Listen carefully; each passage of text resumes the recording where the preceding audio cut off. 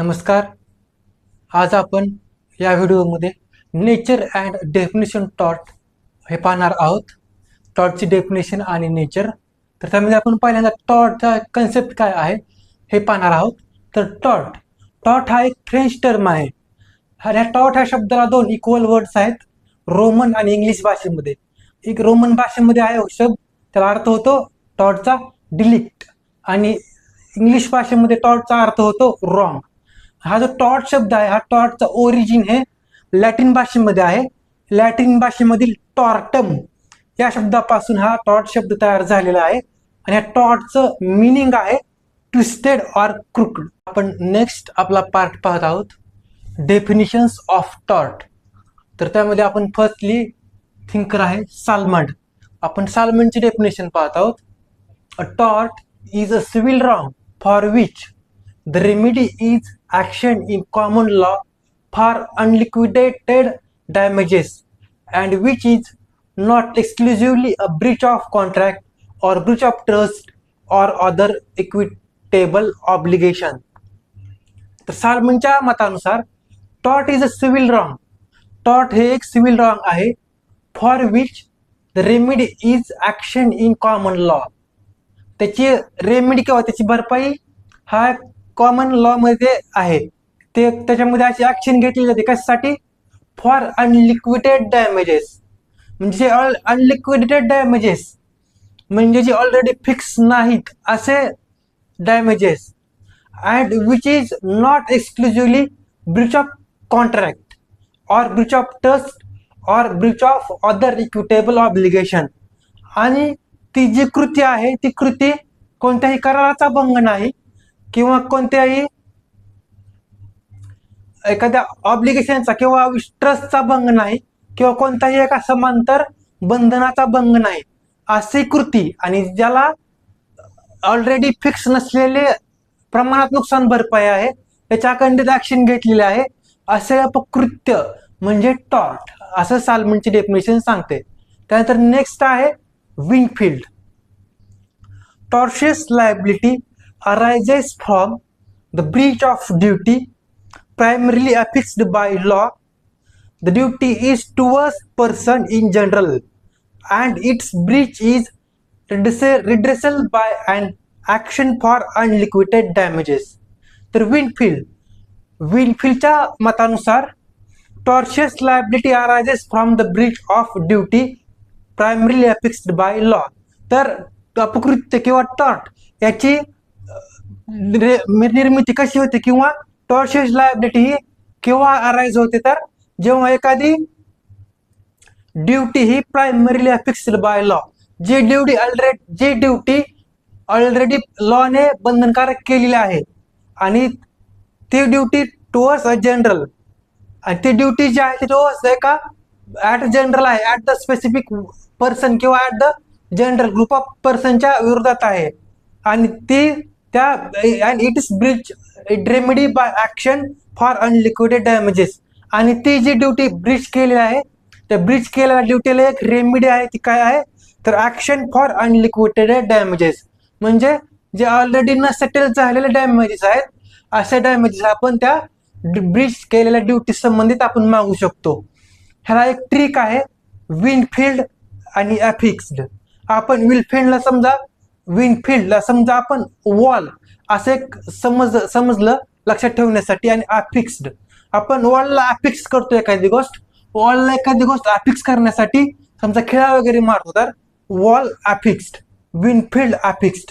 जर तुम्हाला एखाद्या MCQ मध्ये डेफिनेशन विचारलेली आहे आणि तुम्ही फक्त अफिक्स हा शब्द लक्षात ठेवला, अफिक्स वॉल, वॉल विंडफील्ड, तर अशा प्रकारे तुम्ही हा MCQ हा आपण सोडवू शकतो.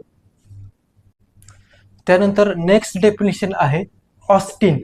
तर according to Austin, a wrong which is pursued at the discretion of the injured party and his representative is civil injury.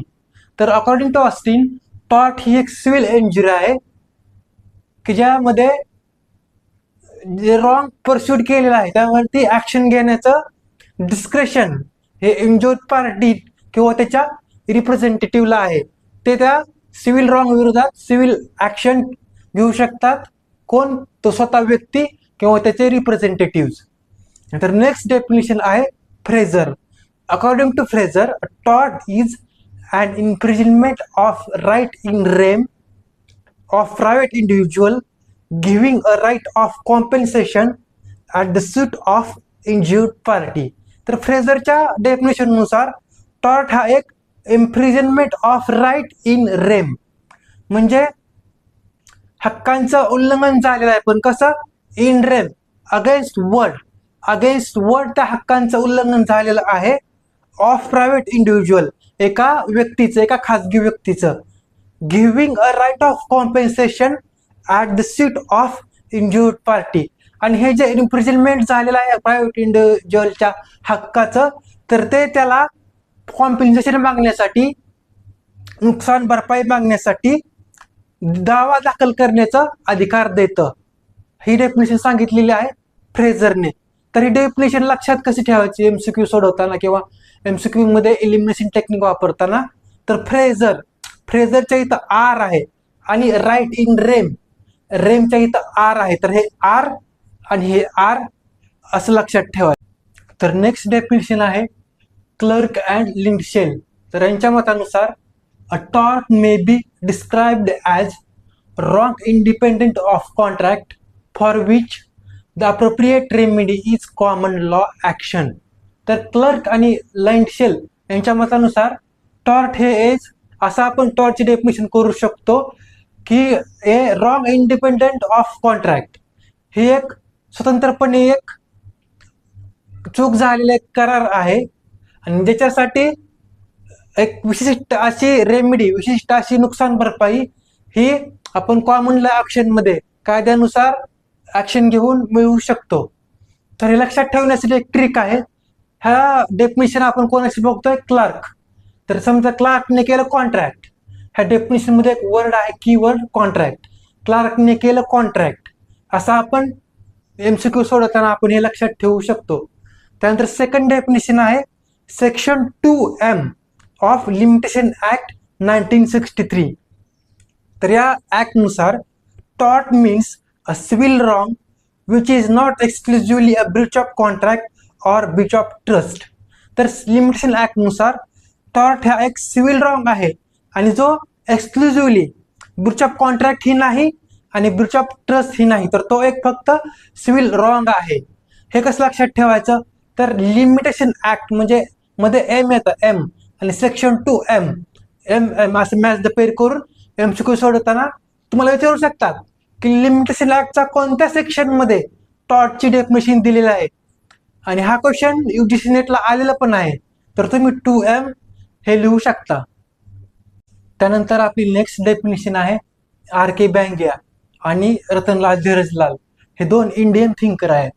तर RK बँगिया यांच्या मतानुसार a tort is civil wrong which is redressable by an action for unliquidated damages and which is other than mere breach of trust and breach of contract. तर RK बँगिया यांच्या मतानुसार तर tort हे एक सिव्हिल रॉंग आहे आणि ते रॉंग असे भरून काढतील की त्याच्यामध्ये रेमेडी ही आहे की ऍक्शन फॉर अनलिक्विडेटेड डॅमेजेस, म्हणजे ऑलरेडी न ठरवलेले नुकसान भरपाई साठी केलेली ऍक्शन ही त्याचे रेमेडी आहे.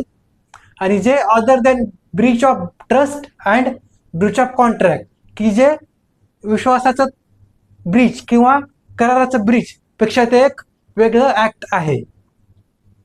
नंतर नेक्स्ट डेफिनेशन आहे Ratanlal Dhirajlal.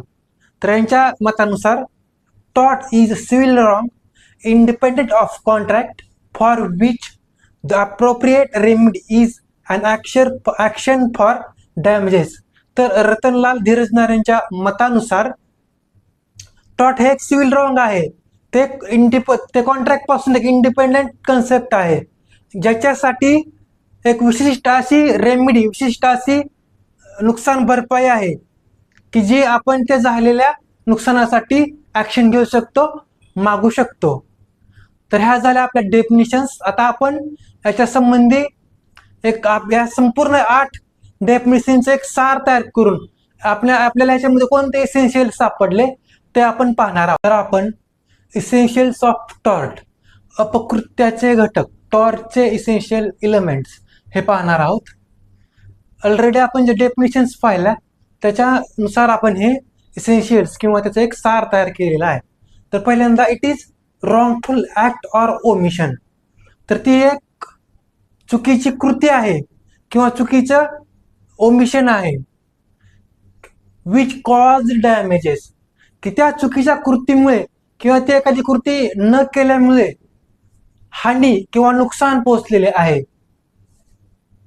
Legal remedy for such damage, आणि जे हानी पोहोचली आहे त्या हानीला एक कायदेशीर नुकसान भरपाई आहे.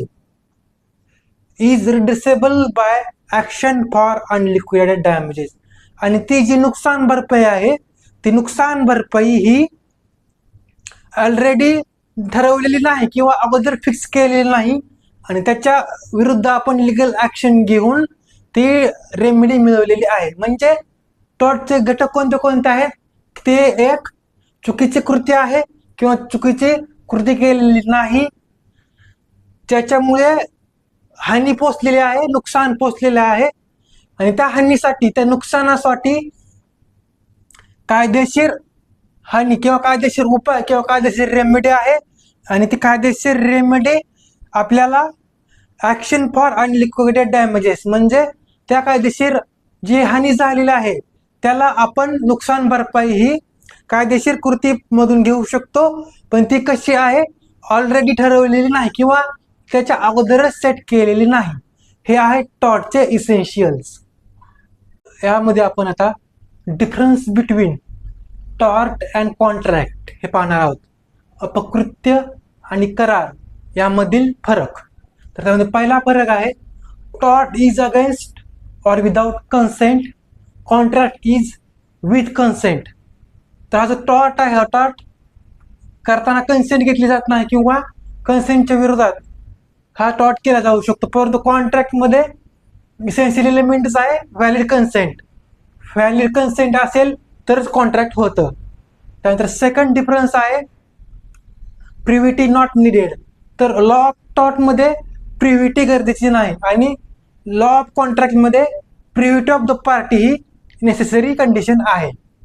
त्यानंतर नेक्स्ट डिफरन्स आहे tort is right in rem, contract is right in पर्सोनम.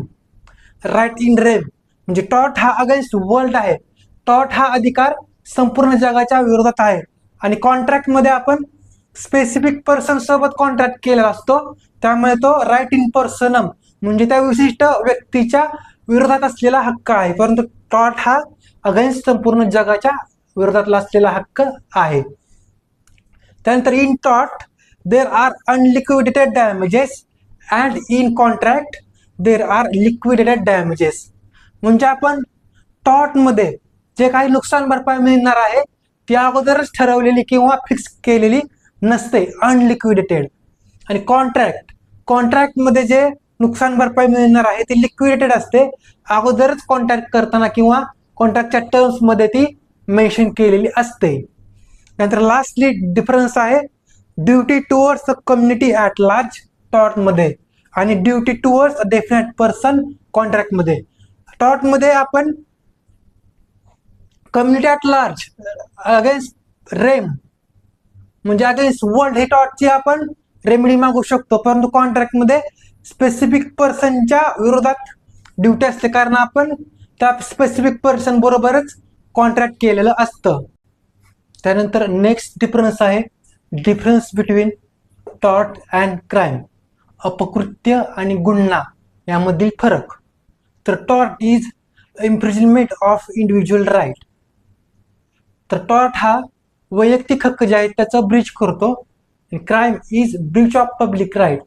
तर क्राईम हा जे पब्लिकचे राईट्स आहेत ते ब्रीच केलेले असतात. त्यानंतर टॉर्टमध्ये कॉम्पेन्सेशन टू रॉंग डुअर आणि क्राईममध्ये पनिशमेंट बाय स्टेट. तर टॉर्टमध्ये ज्याने रॉंग डुअर आहे, ज्याने पुढच्या व्यक्तीचं राईट व्हायलेट केलेलं आहे, तर त्याला कॉम्पेन्सेशन देणं बंधनकारक आहे. त्याने ज्याचं नुकसान केलेलं आहे त्याला कॉम्पेन्सेशन देणं बंधनकारक आहे. आणि क्राईममध्ये ज्याने गुन्हा केलेला आहे त्याला स्टेट ही शिक्षा देत असतं. त्यानंतर टॉर्टमध्ये मेंटल स्टेट नॉट रिक्वायर्ड. तर टॉर्टमध्ये जी मेंटल कंडिशन आहेत अपराधाची ती गरजेची नाही किंवा इसेन्शियल नाही, एक्सेप्ट डिफमेशन. आणि क्राईममध्ये मेन्स rea इसेन्शियल. क्राईममध्ये त्या गुन्हा करणाऱ्या व्यक्तीचा मेंटल कंडिशन ही इसेन्शियल आहे. तर हा होता टॉर्ट आणि क्राईम मधील डिफरन्स.